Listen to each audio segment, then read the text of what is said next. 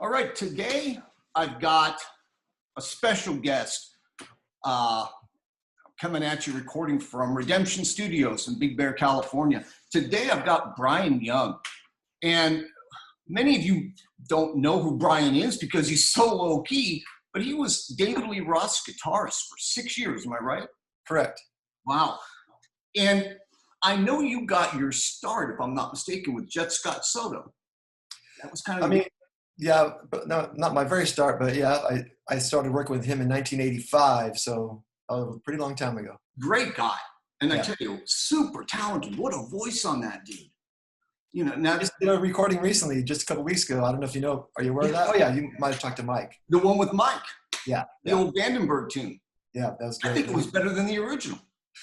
I didn't want to say anything, but when we thought of doing that song, I just go, man, Jeff Soto's voice on that song would be amazing. Yeah. So I called him up, and he was swamped with recording studio work, and I was like, oh no, the last thing a guy wants to do when they're singing all day is do another song, you know. Yeah. But he was so happy with.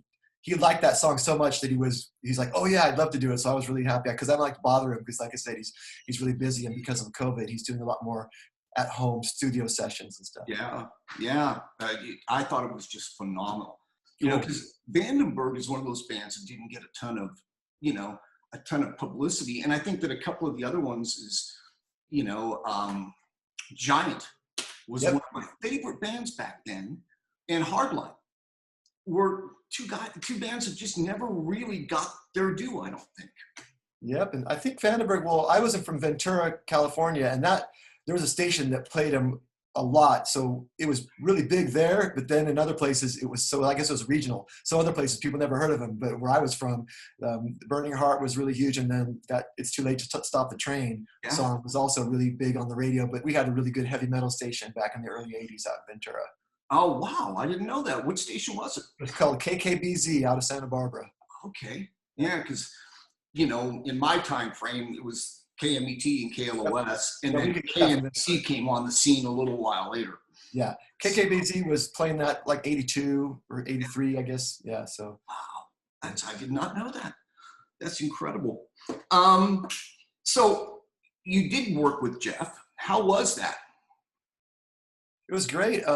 He had just, what happened was he had left Yngwie. He had been with Yngwie for a little while. And he had left Yngwie to do a band with Rudy Sarzo and Tommy Aldridge called Driver, but that didn't end up coming together. And so then he put together a solo band, and a few different people recommended me to him. And that's how he called me, because he was just looking for a guitar player. And they could play like the Yngwie stuff, because we did a couple Yngwie covers when we did ours. And then so we started this band called L'Amour, and we played a bunch of gigs. Our very first, one of our early gigs was headlining at the Country Club in Reseda. Oh, yeah. Vixen was the opening band, and this is before Vixen got big. So this is like, yeah, so that was pretty cool. And then what happened was, before we got a record deal, Yngwie had fired his new singer and called Jeff back to right in the middle of a tour. They were on the road with Quiet Riot, I'm pretty sure. And so Yngwie called him up, and so bam, he's back on the road with Yngwie. So that was the end of our band. So, but me and Jeff have been friends for 35 years and have done many different projects together. So. Oh, that's killer. Yeah, I know Yngwie can be kind of tough to work with, from what I understand. Yeah. Back in his Steeler days, he established that. Yeah, went through a lot of singers too on his solo. Went through a lot of musicians in his solo band. All those. Indeed. Wow. Yeah, we mentioned when I talked to you last night a little bit about Hollywood back in late 70s, 80s. Yeah. The kids today don't have anything like that, and I think they miss probably the most glorious period of rock and roll that we've had in my lifetime, at least. Yeah, it was great living in Hollywood in 80. I moved there in 83, and from 83 to about 85, then I moved to North Hollywood. And the club scene was just so fun back then, and playing all the, my very first gig in LA was the Troubadour. Oh my God. Then we played the Roxy and the Whiskey and Club Lingerie and Raji's and, all the different clubs over the years, but it was real fun. And back in the day when there'd be, hundreds of guys on Sunset putting flyers on every light pole, that whole deal was going on. Yeah, I mean, the multicolored sidewalks were legendary. Yep. And you can't even hand a flyer out in Hollywood now. It's against the law. Yeah, I believe it. Yeah. Yeah, it's unfortunate. We had no idea who we were seeing back then. The first time I saw Van Halen was at Perkins Palace in Pasadena. Wow, amazing. And did you know Gina Zamparelli by any chance? I only through Facebook. I knew her for a while, obviously, before she passed. Yeah. But I don't think I ever really met her back in the day. I've seen her Zamparelli productions and all that stuff, so I knew of her, but I didn't really personally know her. Yeah, she was phenomenal. I think she was a gifted booking agent, and I tell you, man, I saw some great things out of her with Wasp and Van Halen, and it was incredible. I actually have right here a Wasp Armored Saint Rat poster, and it's a Zamparelli Productions poster. It's incredible. Yeah. It's Wasp headlining over Armored Saint, and Rat is the first band. It's at Perkins Palace on Friday, the 13th of May. So it must have been 83. Yeah. I don't know. I have to look up the Friday. I think it is right around then. Yeah. That's wild. Yeah. That's those days were amazing. Now, you were in the Atomic Punks. Yes. They've kind of become known as David Lee Roth's minor league team. What was it like for you getting that call? Well, it's funny because when I joined the Atomic Punks, I was replacing Bart Walsh, who had got the David Lee Roth gig. And within a few months of playing, it was supposed to be for 3 months while he was on this tour. Well, it turned out to be 3 years. Yeah. So during that time, a lot of people were talking about how good I was doing the Van Halen stuff. And the guys in the band were saying, oh, it's just a matter of time before Dave hears about you and calls you and steals you from us. And I'm like, that's not going to happen, And then when the phone call happened, it was kind of like it had been talked about for so long that when I answered the phone, it was Matt Sensio. He says, hi, is this Brian Young? I said, yeah. He said, hi, this is Matt Sensio with David Lee Roth. I'm like, oh, this is that phone call. Everybody's been telling me it's going to happen. So it wasn't a super big surprise. In fact, I think I heard that he got fired. And then what happened was Dave's manager had seen me play with the Punks about 6 months earlier and had already kind of had me in the back of his mind. So when Bart got fired from David Lee Roth, my name probably came up right away, and he just called me. They only auditioned a couple guys, and I obviously I've been playing the songs for 3 years, so I was as warmed up to join that band as you could possibly be, It's like, so it was hard for me to get the Punks gig because when I joined the Punks, I didn't know all that stuff. I had to learn like 20 Van Halen songs. I had like a week to learn 20 songs and then fill in for the band that's been doing it for years. So that was more pressure than getting the Dave gig because when I joined Dave, I already knew all the songs and I'd been playing them, so. Yeah. Wow. I saw the video on YouTube of you doing Eruption. Dude, it was spot on. And not many guitar players even want to attempt that. Nowadays, there's a lot more people doing it. It's funny. Nowadays, there's 10-year-old kids on YouTube's doing it pretty good. So, it was less in those days, but or maybe who knows. But also it was fun because when I did that solo thing with the Punks, I would go through all the different things from Eruption into Spanish Fly, then like the intro to Mean Streets, the intro to Little Guitars, and then go back to the end of Eruption. So it was kind of cool, like all the guitar fun stuff that Eddie did on all the records. Yeah. Now you knew Eddie, correct? No, I met him one time at a when Dave went back to Van Halen. They rehearsed at the Forum. They rented the Forum for 10 days to rehearse, and I went to a couple of rehearsals and met Eddie and stuff. But I didn't really know him. Yeah, because I know he was a huge influence on just about every guitar player in rock and roll. Yeah, absolutely. In fact, the entire instrument really changed. The humbucker and the Strat thing, it became standard after Eddie. I mean, a few people had done it before, but it was literally turned into like every single guitar had to have a tremolo and a humbucker, which made all Strats into super Strats at that time. And up throughout the whole 80s, it was like every guitar you saw was a Strat with a Floyd Rose and a humbucker, Yeah. The guy was an incredibly gifted songwriter and musician. I mean, the likes of which I don't know that I've ever seen in my lifetime. Absolutely, yeah. Yeah, it was a transformation. I remember the first time I heard Eruption.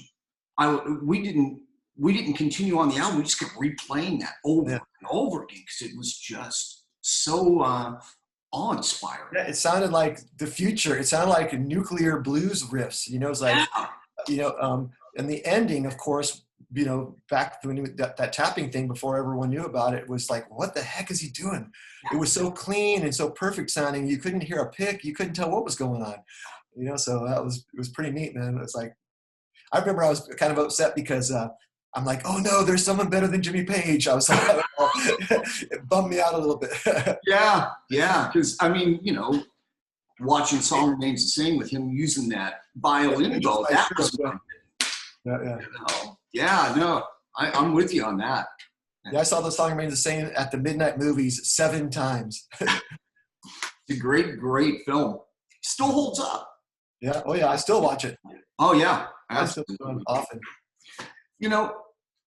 I was going to check with you. How was working with Dave? Dave's kind of got a reputation of being a little difficult at times. And how was it working with him? It was great. It's definitely, I mean, working with Dave is like, to be in the David Lee Roth Band, you basically got to go through this boot camp to toughen you up. I wouldn't say difficult, but there's, he expects a lot and he's demanding, and, he's a perfectionist for everyone else, even for himself. But, so working with him wasn't easy. and I heard about his mood swings before I joined, but I didn't see a single one for the first month. And then finally when it happened, it was like, oh, okay, he can get where it's, like a volcano's erupting. So he kind of has a little bit of a up and down, mood swing type thing. But when he's in a great mood, it's the coolest hang you'll ever have in your life. Absolutely. Yeah. And then when he's in a bad mood, it's a bummer. Yeah. But, like I said, the good thing is that, like, you really get, it's like a training. Like I said, it's a training ground. After you play with him for a while, you can handle anything. Yeah, I would imagine. I was going to say, do you think that it had a big influence on you honing your craft? Did it make you a better musician? Maybe not a better musician, but it definitely, like I said, it just toughened me up for being able to deal with different things.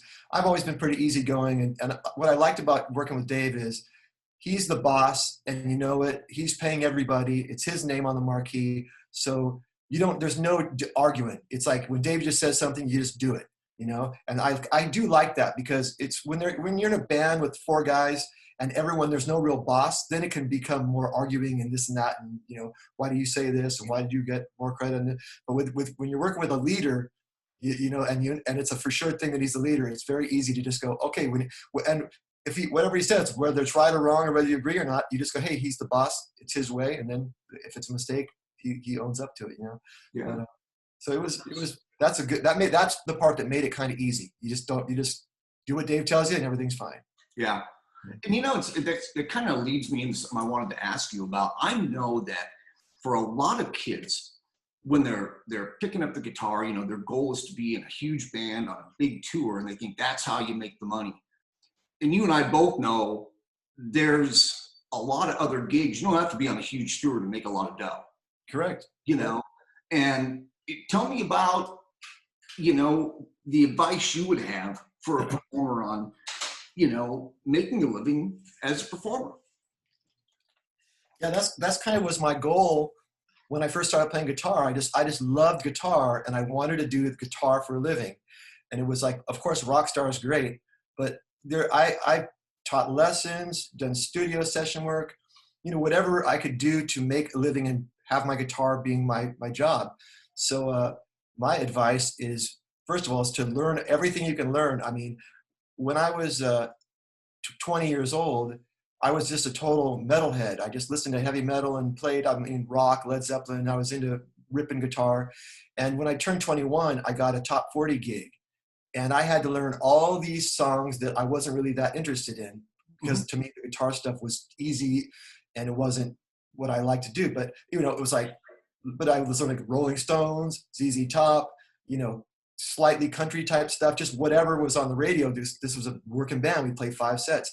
So what happened was, through playing with this band for a year or two, I ended up learning all these other styles that I wasn't that interested in. And then I got more interested in those other styles because of that. So if I hadn't done that band, I might have just really been a one-trick pony. But being in that band and having to play all these songs of different styles of music, that really helped my playing a lot. And that enabled me to get more work because I was able to play different kinds of stuff. So that was a really good thing. So that's one of my recommendations, is to take every gig you can get, no matter what it pays. If you're off and you get offered to go play on a Friday night for $10 or nothing, do it, because the more you're out there working and playing. And also a lot of these gigs that I would do that were just like low paying gigs or whatever, someone would see me play, ask me for my phone number, and then I'd get more work out of it. So it would snowball. I always called it getting the yes ball rolling, because it would be like I would say yes to everything, and the more I said yes, the more my phone would ring. So that was pretty good. And then I started teaching lessons, and that also helps you a lot too, because you're working with all these kids that are at different levels. So you're having to like, what does this kid need? What is it? And then that also makes me learn, because I have to teach them something. So I kind of stay ahead. So teaching and then doing all the different kinds of music was the big thing. Because I think a lot of young people, they just like, nowadays the kids like that young punky kind of stuff, that Green Day type stuff. And then they just learn that, and that's it. And I taught a lot of students that were like that only wanted to learn three chord stuff. And I try to push them to do other stuff, but if they only like that, I want them to have fun. And guitar's supposed to be fun, so I can't force every kid to try to be a session guy, So, but that if you want to be a working musician, you should try to learn all different styles you can, because that's how, like I said, haven't been a rock star, but I've definitely been working steadily for 35 years. Since 1985, I've been playing guitar for a living. That is incredible. Yeah, diversification. I think you're right.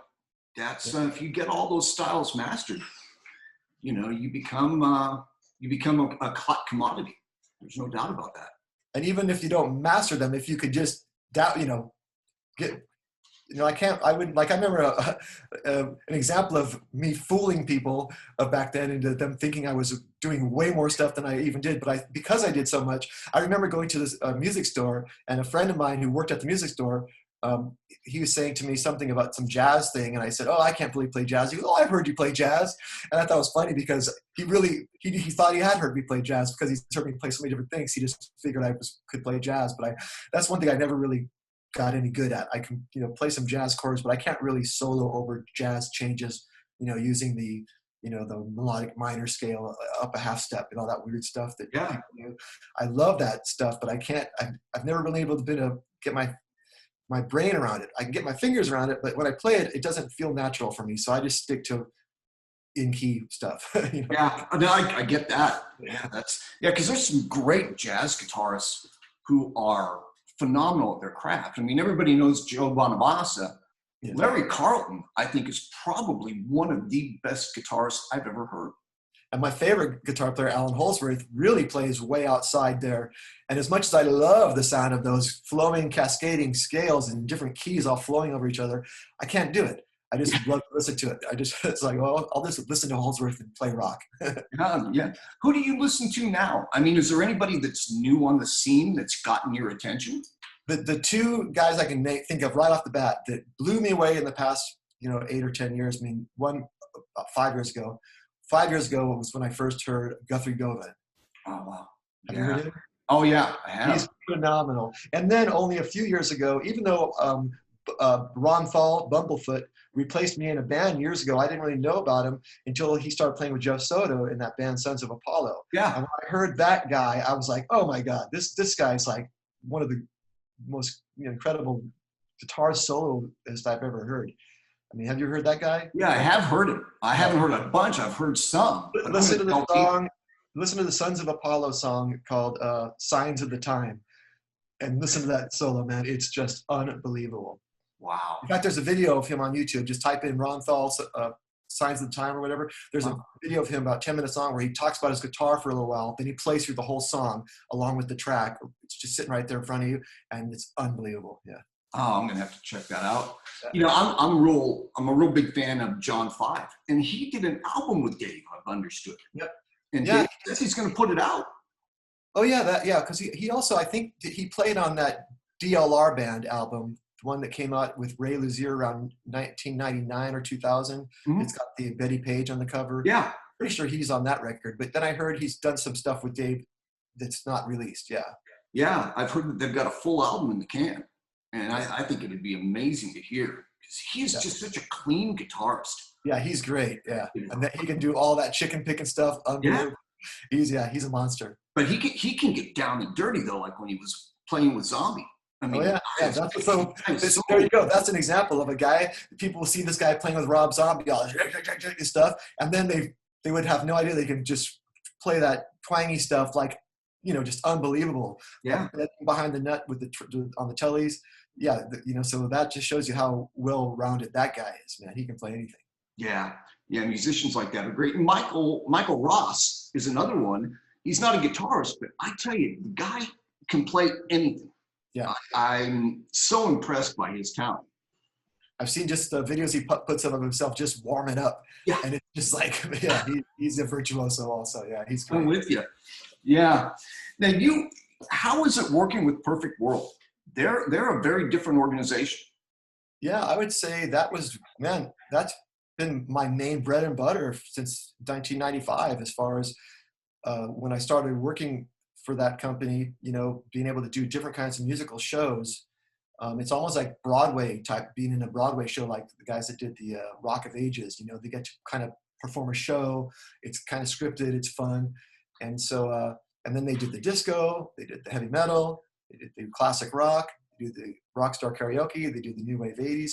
Another thing where you get to play all these different styles. And it's been pretty steady work for 25 years for me. And the cool thing is, when I would go on tour with Dave or do other things, I could take time out. I could say, hey, I need a fill-in guy for the summer while I'm on the road. And then, but then when the tour's over, I can go back and keep working again and go back to my gigs. So that was really great because, with Dave or with big tours, it's usually like May till September, that was kind of our touring season. So October, November, December, January, February, March, that's 6 months. You're pretty much at home. So you got to be doing some kind of gigs. And when Ray Luzier and I were in David Lee Roth together, we'd come back from a tour, and the next day we'd be playing together doing a Perfect World gig. That happened many times. In fact, I remember one time I did a David Lee Roth show like on Thursday, and then a Perfect World show on Friday, and then Dave show on Saturday, then a Perfect World show on Sunday, and a Dave show on Monday. Like we're literally in between the Dave shows, I was doing these other gigs and clubs and stuff. So it was, but like I said, it was like it was good. Work is good, So when you can get it when you can take, and you take it when you can get it. Absolutely, because you play in the Spasmatics now, correct? Correct. Yeah. And how is that? I mean, you get to cover a lot of different things. Yeah. Well, it's a lot of fun, and once again, it's really theatrical. It's like a comedy show, and in fact, we just now because it's December, we just put together like a rock Christmas medley where we go from Santa Claus is Coming to Town, Rudolph the Red-Nosed Reindeer, Jingle Bells, Frosty the Snowman, and Feliz Navidad. Yeah, in a 5-minute medley, and that's just going to be played obviously till Christmas. We have about 4 or 5 more shows coming up. Yeah, we've been playing shows out here in Texas. It's almost like, shh, don't tell anybody. But how many people are they letting in at this point? Most of these places, I think they're allowing 25% capacity, sometimes 50%.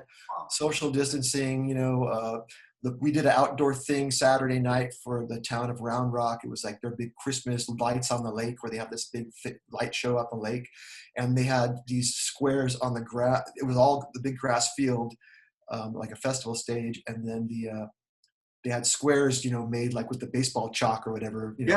8 foot by 8 foot squares all spread around, where each family was in a different square. So that was weird, but whatever rules we got to follow to be able to play, we'll do it just because we need to be working. I mean, we had April and May. We had so many. We had our entire year of private events canceled. I mean, we had hundreds. We had 25 in April and like 20 in May, and about 15 each month after that, all canceled. And these were like big corporate gigs, Yeah. Because there was nobody, they got all canceled because there were all these, big banquet rooms and hotels, and everyone was flying into all these, how corporate events are. So everything got canceled for the whole year. So that was a big hit to the pocketbook, you know? Oh yeah. I mean, I'm really concerned that we're going to lose permanently a bunch of smaller clubs. I think so, yeah. That's, and It's that's pretty scary. The clubs that I play out here, yeah, they're barely hanging on. You know, I mean, one of the clubs we play in Houston called Scout Bar, it's been there for like 20 years. And the guys, you know, his rent's like 20 grand a month. And he was closed. They had him shut down for like 5 months, but he still had to pay his rent. And he's taking out loans. And it's just, man, it's so sad because this guy who owns his club is just such a great guy. And he's worked so hard and he's so proud of this place. And then to be just, and then even when they allowed him to open, there's so many rules. He's scared, you know, that he's going to break a rule and get shut down. Yeah. So, it's pretty horrible. Yeah, we've got a club here in Big Bear called The Cave. And I've been in clubs coast to coast with the bands that I worked with. That club probably is the most aesthetically pleasing and acoustically perfect club I've ever been in. What size? How many? I figure about 250 people.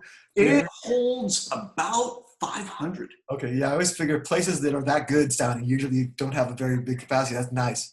Like it's just an amazing place, and they get some decent names up there. The same booking agent that handles the Coach House in San Juan Capistrano. Yep. Okay, cool. Does them, so they get some really good groups in there, and they hit all different genres. You know, and it's such a nice place, but I'm so worried for them. Yep. It's a real bummer, but hopefully we'll get through this. It just seems like I just heard California's shut it down again today, starting today. Yeah, they did. You know, in Orange County, where my other home is, the sheriff said he's not going to enforce it. He's not going to enforce the shutdown at all. So I think that a lot of the hair salons and, you know, the bars and restaurants are going to do a few more additional modifications, but I think they're going to try and stay open. You know, they've got to. Waitresses don't make enough money to save much. Yeah, you can't. Yeah, you can't live. I mean, we were living off our retirement for the first few months, and I was actually ready. I really thought I was going to be off for a whole year. So the fact that we only had like 3 months of no gigs, and then the next couple months we had like a few gigs, and now we're actually doing like 2 to 3 shows a week. Oh, that's great. Yeah, so this is, you know, even though it's that lower money and lower capacity, it's still it's you know, it's like we don't have to live off our savings now. You know, I can actually pay bills. Yeah. I guess the one good thing, if there is something to come out of all this, is I think 2021 is going to be huge for new releases. We're gonna see some amazing work. A lot of people must be in the studio. Yeah. Exactly. And we're doing our stuff by email, like literally that song we did, the Vandenberg song, you know, each guy, I think Mike started off by putting down a click track and basically a keyboard, just the chords. And so we all had something to play along with, and sent it to the drummer, and he put the drums down, and then sent it to me, and I put the guitar down. Everyone's just emailing each other the tracks, and at the end I just put it all together and mixed it at my house. And then I emailed it off to Phil, who made the video. You know, we all filmed ourselves doing the video, each guy in our houses, and then he put it all together and made it like a video. So we're doing another song right now too with, I don't know if you know Jamie Brown, but he's the main guy from Perfect World Entertainment. He was in the band called Roxanne back in the 80s. Yeah, I remember Roxanne. So he's gonna sing on our next thing we're doing an Edgar Winter tune. So yeah, so that's gonna be fun. In fact, I just did the guitar tracks yesterday. It'd be nice for kids to hear Edgar Winter again. You know, that's one of those guys that was really dynamite, but I think he got lost in the shuffle of time, unfortunately. I actually got to work with him on a song, and he also played a gig with us with Dave. He opened for us at the Universal Amphitheater, so that was kind of a big treat for me. And we did a cover of Baker Street. Dave's cover of Baker Street, and Edgar played the sax, that iconic sax melody, and the guitar on that. So that was pretty cool. Like, I'm on a song with Edgar Winter. Awesome. That is amazing. That's amazing. Yeah, see, that's one of the things that my podcast is about, is dealing with people who modern day kids haven't heard of, but are so crucial to the music that's being played now. I mean, you know, if you ask a kid about Jerry Rafferty, he's not going to know about Baker Street. But if you expose it to them, they grab on because it's so timeless, the music from back then. Yeah, one of the things, since Michael Ross and I are you know, working together on some of this stuff, I'm trying to pick out songs that people have everyone loves, but no one, they haven't been covered a bunch of times already. Like that, I don't think I ever heard someone cover the Burning Heart song, maybe, you know, and that was really cool. I just always loved that song. And then, so that's, we're trying to dig out some songs that, you know, that blow the dust off some of these songs that people might have forgotten about that are just great songs that, you know, because there's certain songs that, like Superstition, it's been covered about 5 million times. Yeah. So there's, you know, that's the last thing I want to do is something that's already been covered a whole bunch of times, you know. Right. The releases that have come out this year, I think Ozzy put out probably the best music I've heard out of him in 2 decades with Ordinary Man. Yeah, and I haven't, and also the new AC/DC, I haven't seen it yet. It just came out, but everyone's talking about it, so I got to check that out. It's AC/DC. I can tell you that. They don't deviate from what works. That's one thing with them. Yeah, I love their riffs. Yeah. Like, supposedly, you know, I think Dave told me this, that Panama was actually kind of a AC/DC ripoff. That yeah, they said it was he kind of said, yeah, that was like our AC/DC ripoff, or you know, not a big secret or anything. But when you listen, when you think about those chords, and you can kind of picture that AC/DC thing, it makes sense. So yeah, that's incredible. Yeah, have you heard the release by Black Swan? No. Really great stuff. Okay, I'll check that out. Robin McCulley on vocals, and Jeff Pilson on bass. Cool. I mean, Red Beach on guitar. Nice. Great album. I'll start a lineup, yeah. Yeah, I think it is, you know, Frontiers does that kind of thing. They pull a bunch of their artists together like that. I think it's probably the best album I've heard all year. Cool, I'll check it out. Yeah, it's a great set of music, you know. Now, I understand I got this, Michael mentioned this to me, surfing in Nicaragua. You're an avid surfer, am I right? Well, not as avid as I'd like to be. I'm landlocked in Texas. Yeah, exactly. But I used to, when I lived in LA, I surfed like 5 days a week. And then I'd go on Nicaragua trips, you know, about once a year. And then I moved to Texas. And so I had a few years with no surfing. And then I've discovered wake surfing. I don't know if you're familiar with this, but out here in Texas, or anywhere on the lake, any lake, you ballast, you put a whole bunch of weight on one corner of the back of the boat so it tilts sideways, and instead of making a wake, it makes a wave. Like you can tilt the boat to the left or to the right, and so and whatever side you tilt it, that makes that shape. You're either ride goofy foot or regular foot, so or you can ride backside. And once I learned about that, because you let go of the rope and you're actually surfing behind the boat, and the wave keeps you going. So you can stay on that wave. It's an endless wave. You can go a mile, 2 miles down the lake without ever the wave stop until the boat stops. And so I started doing that, and that was awesome. And then they opened a surf park out here in Austin where they had a man-made wave. And I was doing that a few days a week. And then I started going back to Nicaragua again, because I wasn't going to Nicaragua because if I don't surf for 2 years, go on a surf trip, you know, my arms aren't ready. You know, it's like I won't catch any waves. So I got to be able to practice, keep my arms in shape, and then go out there. So that was great. Then they finally closed the surf park. I heard it was purchased by a World Surfing Organization or something where it's all pros only now. Mm-hmm. So once again, I'm without waves. So. Oh, wow, that sucks. Yeah, that's kind of tough. Yeah.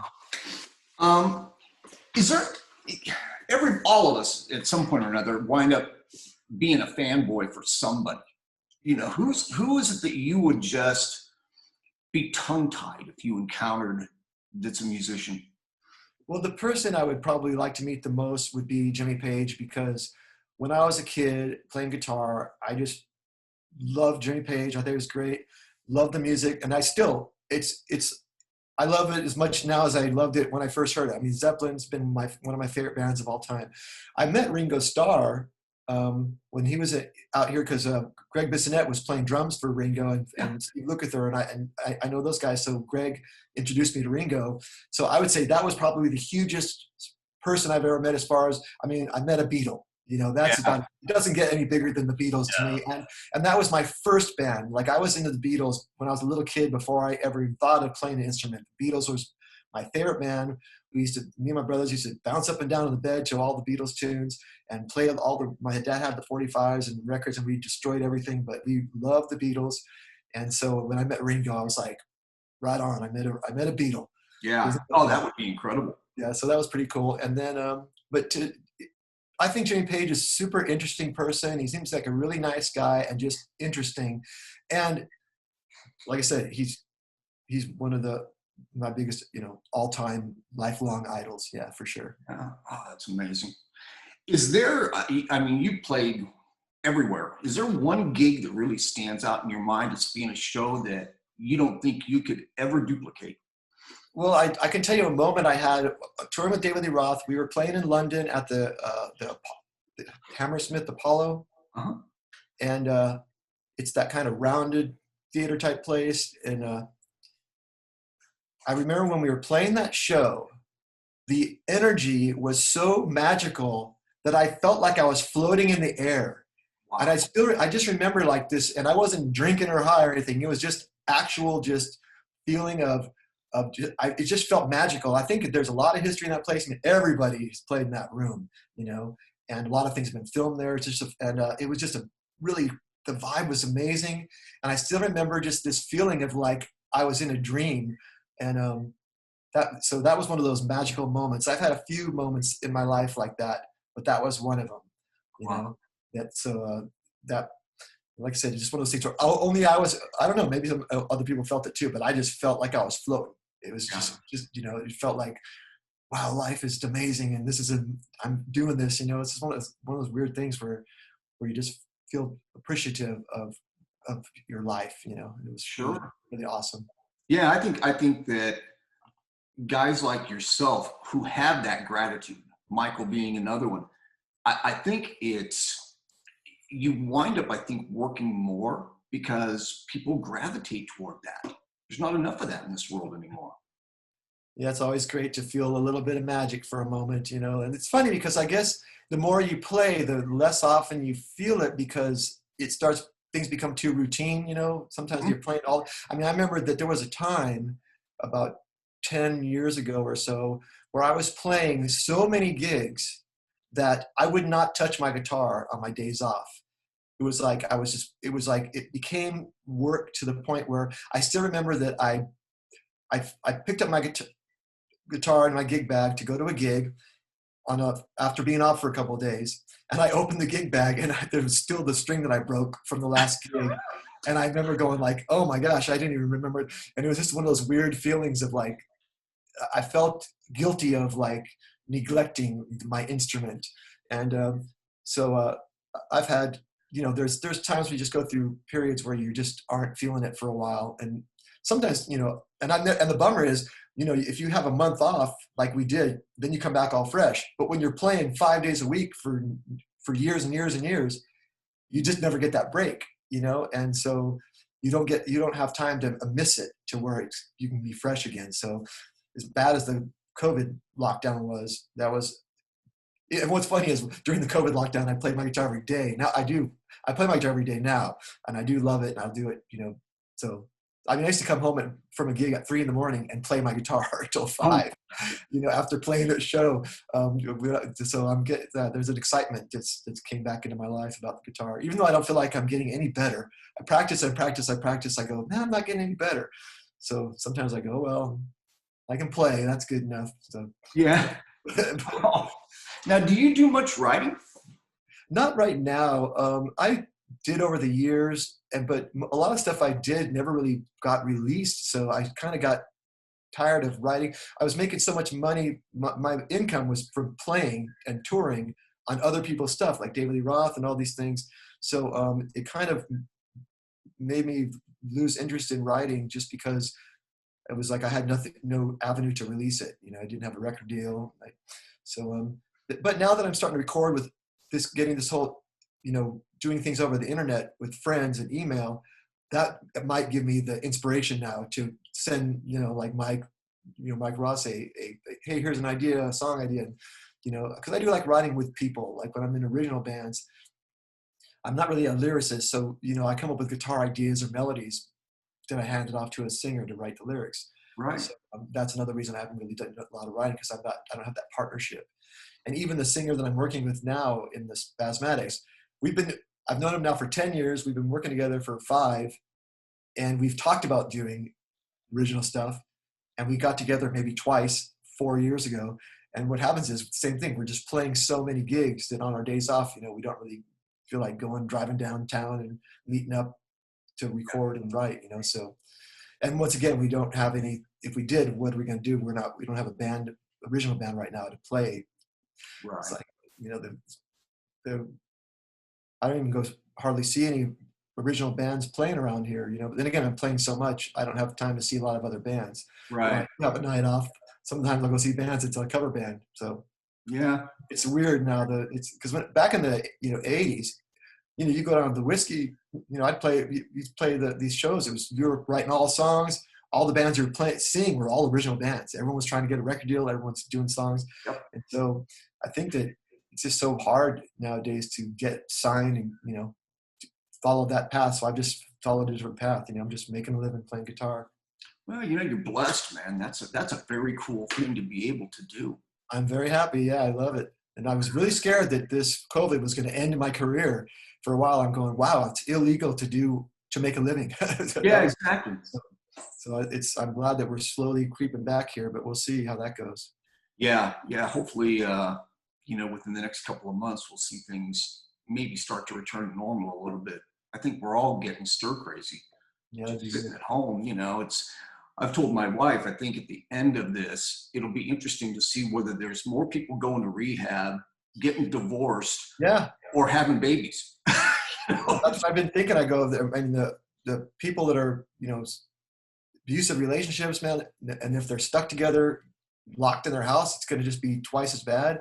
You know, child abuse, probably alcoholism, suicides, all kinds of stuff. You know, yeah. The side effects of this thing is worse than the COVID.